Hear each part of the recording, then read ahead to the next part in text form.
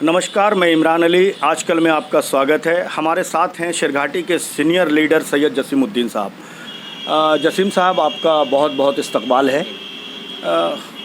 ये बताइए कि शेरघाटी में MIM को लेकर बड़ा ज़ोरों पर चर्चा है कि आपकी उम्मीदवारी की बात चल रही है।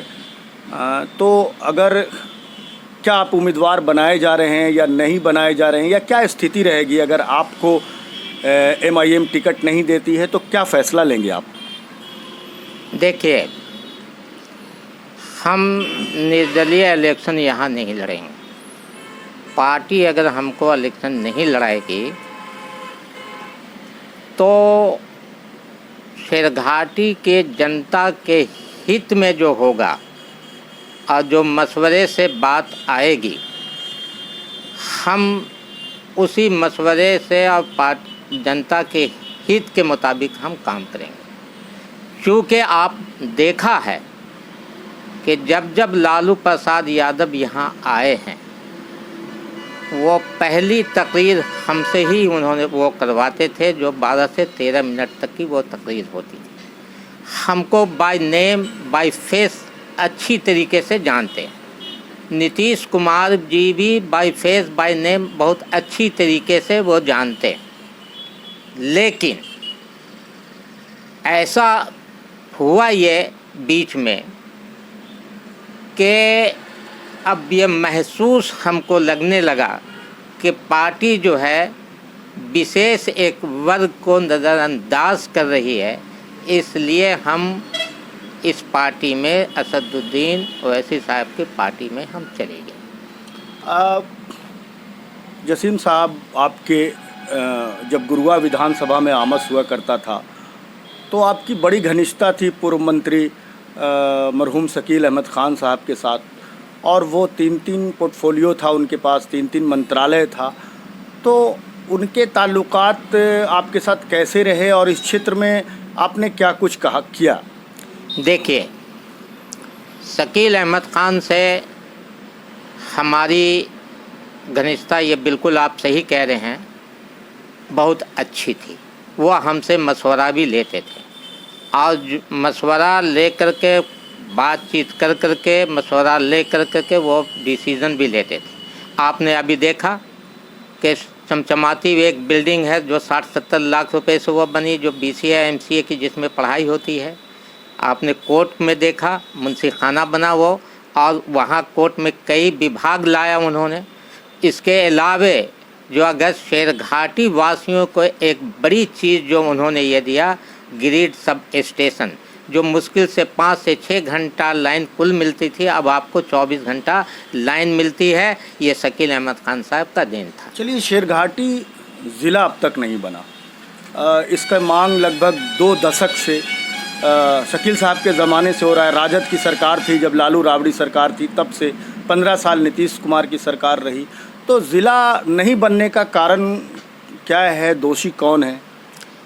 देखिए, ज़िला के लिए इन लोगों ने आज तक सेंट्रल में भेजा नहीं, क्योंकि प्रीवियस गवर्नमेंट से ज़िला बनाने का जो मामला पहले जो था, शुरू में जो था, वो पावर छीना गया। इनको रिकमेंड करके वो सेंट्रल में भेजना, तो ये लोग सेंट्रल में ये भेज नहीं रहे हैं। ये सबसे अगर कोई बड़ा इसके में किसी का अगर वो दोष है तो वो नीतीश कुमार जी का दोष है कि उन्होंने अब तक इसको जो है यहाँ से पारित कर करके सेंट्रल में नहीं भेजा।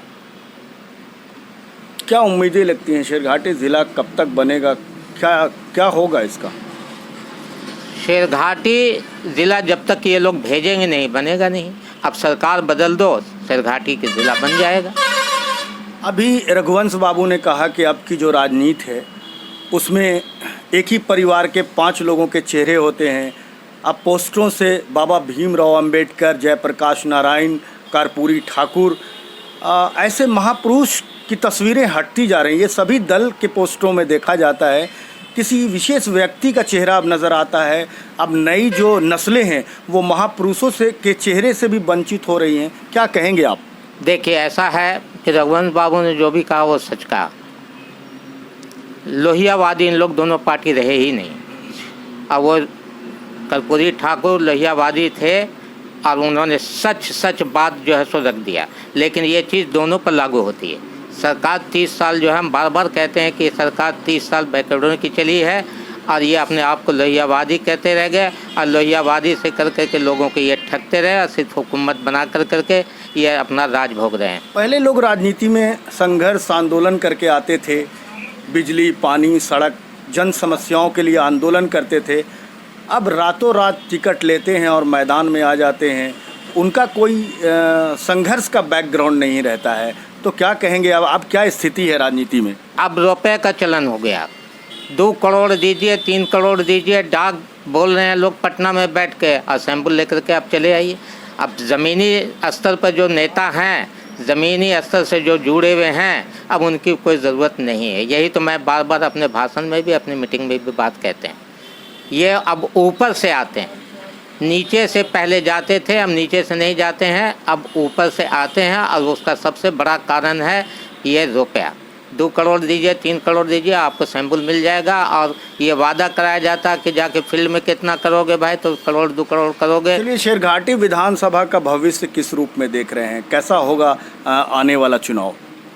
इसका भविष्य, जब तक ये दोनों पार्टियां से जो लोग आते हैं इनको नहीं हरावेंगे और तीसरा मोर्चा से जो आदमी आएगा यहाँ इसको नहीं जिताएंगे, तब तक शेरघाटी का भविष्य अच्छा नहीं रहेगा।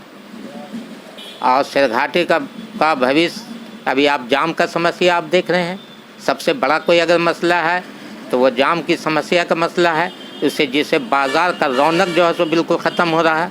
अब बाईपास नहीं, रोड अगर बनता, बाईपास काम नहीं होता है तो सारी मार्केटें जो हैं दिन भर, अब कोई बाल बच्चा लेकर के कोई मार्केट में जा नहीं रहा, क्योंकि मार्केटिंग करने के लिए अगर सुबह से महिला गई है तो 7 बजे शाम में घर आवेगी। चलिए, आप बहुत सीनियर लीडर हैं, जो नए लोग, युवा अब समाज सेवा में, राजनीति में आ रहे हैं, उनके लिए क्या संदेश देंगे आप?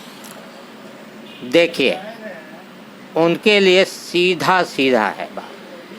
वो ये है कि जो युवा आना चाहते हैं और इसमें अपना कैरियर ढूंढते हैं, तो बराए करम अपना अब वो कैरियर इसमें नहीं ढूंढे।